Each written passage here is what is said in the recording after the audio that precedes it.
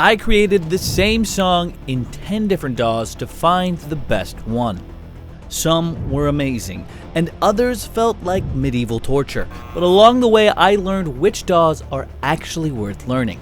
Let's hop in. Here are the 10 DAWs and music softwares that I'll be reviewing today. I'll be going over each of these in a variety of categories, including recording, editing, price, sounds, and a bunch more. To test each DAW's capabilities, I've crafted a song that will put it through the ringer and show me what it's like to do some basic production tasks. I'm also restricting myself to using the DAW's stock plugins and sound. That means every song will be slightly different. If you want to see what all of those scores are, how the reviews came out, and what the songs sound like, you can check them out on my website. Got a nice chart there you can look at. I started off with the biggest, maybe most controversial DAW of all time.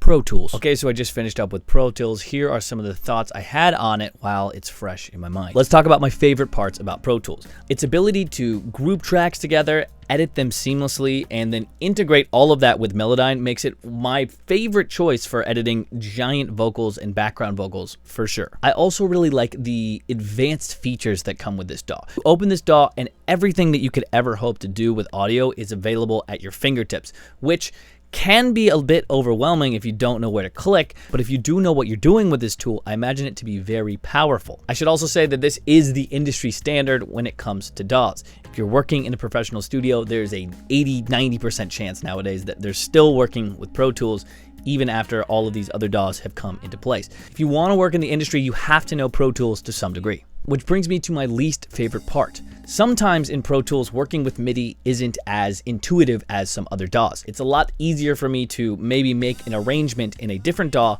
bring it into Pro Tools to edit and polish it off there.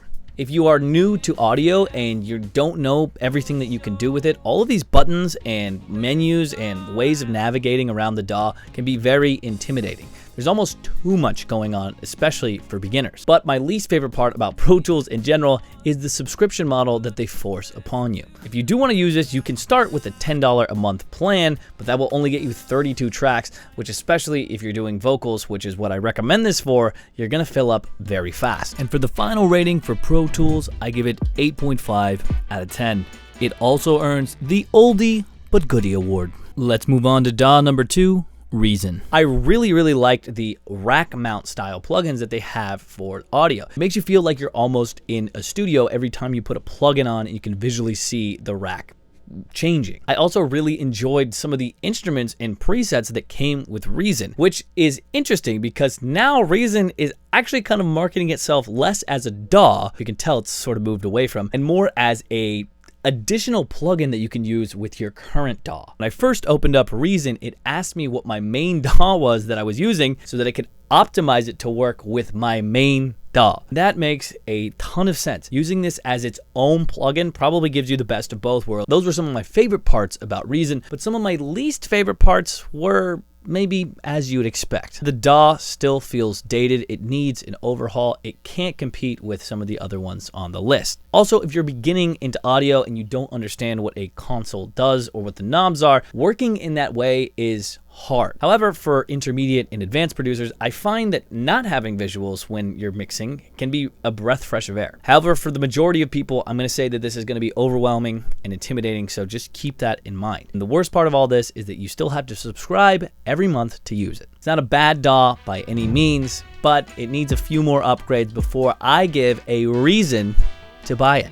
Moving on to Ableton. And after finishing my song in Ableton, here's what I ranked things at. Some of my favorite parts about Ableton are the infinitely customizable aspects of it. It is very easy to program your MIDI or do whatever that you'd like to do with your controllers to make Ableton work for you. For that reason, it's one of the best DAWs for live performances, and that's what I use for my live performances as well. I also do like its specificity in the genre. If you are producing pop or EDM or hip hop, then this would be a good choice for you. If you're doing some more realistic instruments and recording live more, I wouldn't recommend this as much. And now onto some of my least favorite parts about Ableton, which would be adjusting the volume and faders. It's not that intuitive for me to have to switch tabs every single time I want to do something. I really like having a mixing fader window with all my plugins, etc.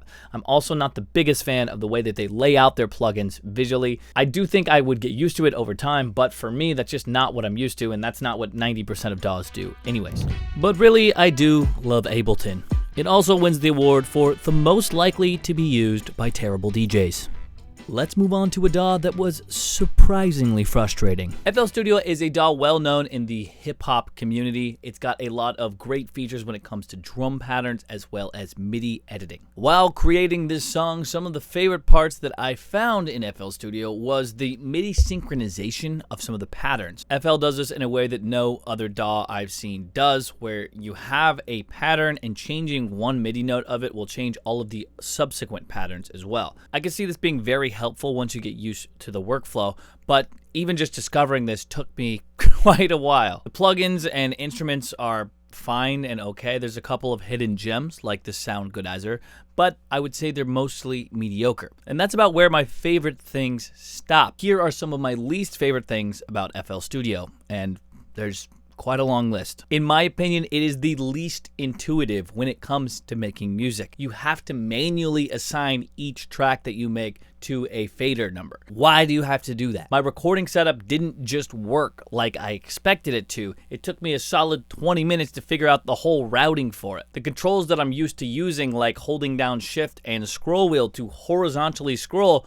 only just moved my tracks and then got them off rhythm. And then on top of everything, when it comes to automation on this, you have to have a physical track in the arrangement window. This still feels a step above the free DAWs that I've reviewed, but for me, easily my least favorite.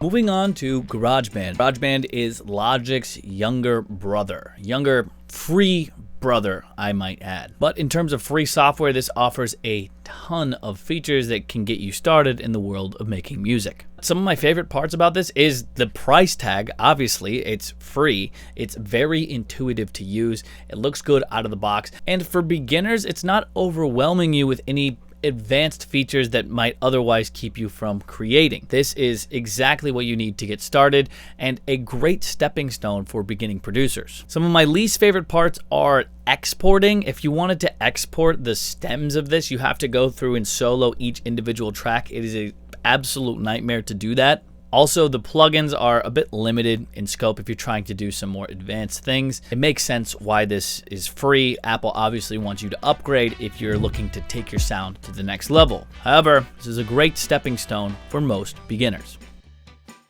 Moving on to another affordable DAW powerhouse, Reaper. Reaper is a super affordable DAW for both Windows and Mac, and it's making a lot of splashes in the audio community. Some of my favorite parts about Reaper included the speed, feels very lightning fast and lightweight, the customizability, the separate pop-out MIDI editor, I actually really liked that, and then probably the most important would be the price. This offers a generous free trial period, and the full version I believe is $50 or $60, so very affordable when it comes to DAWs, and it works on both Windows and Mac. On to my least favorite parts. For me, my least favorite part about this DAW is the lack of instruments and sounds that it comes with. To go out and find all these third-party instruments and softwares can be a real headache to get started. I think for most people that are starting out, it's way better to have a package that has all of it so you don't have to worry about that extra step. I equate Reaper to the building your own computer of the audio world. Interested in nerding out over some technical specs and perfecting the DAW the exact way you like it for a cheaper price tag, then Reaper is a great fit for you. However, if you're looking for an all-in-one bundle and just starting to make music right away with less headache, some of the other DAWs are going to be better choices. Moving on to Cubase. Cubase has been around for years and has been the go-to DAW for most music composers or cinematic score writers. Some of my favorite parts about this DAW was that it was simple to use. A lot of the workflow felt comfortable and intuitive. The automations in this DAW I really liked and were super easy to implement. there are a ton of MIDI editing options, and as I mentioned earlier, this is great for composers. Onto my least favorite parts about Cubase. Although it does come with some stock sounds and instruments, I would classify them as lackluster. If you do get the software, you'll most likely need to supplement it with some third-party sound libraries. My other least favorite part is that Cubase isn't quite as popular as some of the other DAWs on this list, so finding quality tutorials and people to help you out that you actually like and vibe with might be harder than some of the other DAWs. But however, Cubase was actually a sleeper pick for me. I really enjoyed it, and it's something I could see myself utilizing occasionally if I'm looking to actually do some compositions and scoring, and I needed some more MIDI editing work than my normal DAW. This one wins the prize as the most surprising DAW that I actually liked. Next up, we have Studio One. I liked the overall modern aesthetic that they had going on. I did really like the splice integration. I saw it in a couple of tutorial videos, worked out way better than when I actually tried to use it. I love their integration with Melodyne as well, did the same thing. I couldn't get it to work, but I did see other people getting it to work, and it looks cool. And then overall, it was a generally easy DAW to navigate, which is not true of all of them. Onto some of my least favorite parts about Studio One. It took me some time to set up my recording and my inputs, which I'm never a fan of. For beginners, that can be a hurdle that can just make it way harder to get started. Also, as I was working in this DAW and recreating my song, I noticed that it was glitchy. There were times where the plugins would take a couple seconds to load and I get this weird mouse cursor thing happening, and then it was just lagging a little bit as well, which none of the other DAWs did, and I just found weird. Feels like overall Studio One tries to do a lot of things, but it doesn't necessarily excel in any of them. Yes, it has a clip type view like Ableton. Yes, it has this integration with Melodyne, but it doesn't excel in any of these. They all seem to be kind of like middle of the pack when I was using them. Because of that lag and overall glitchiness, this one is a tough one for me to recommend. Next up, we have Cakewalk Next. Cakewalk Next is Bandlab's free DAW that you can install onto your computer. I liked how amazingly simple this was. There was no extra bells and whistles. I could just focus on getting the music down and focusing on the song. It was another DAW that just worked, and you can't be mad at that. It was also free, so it's worth a shot. Now onto some of my least favorite parts. My biggest pet peeve with this DAW was that there's no visual aids for mixing. Just turning knobs can be helpful. However, I think for beginners, it's much more beneficial to see the actual waveform that you're affecting so you can start to learn those frequencies. This doesn't exist in there, which means for beginners, it would be even harder to get the sound that you might want. I also didn't like the limited lack of plugins. This is a free DAW, so I would expect that. However, it just doesn't have the variety that some of the other ones on this list do. But all that being said, it's still a good DAW to get started, and it works on Windows and Mac. If you're trying to dip your toes in the water, why not start with this free option?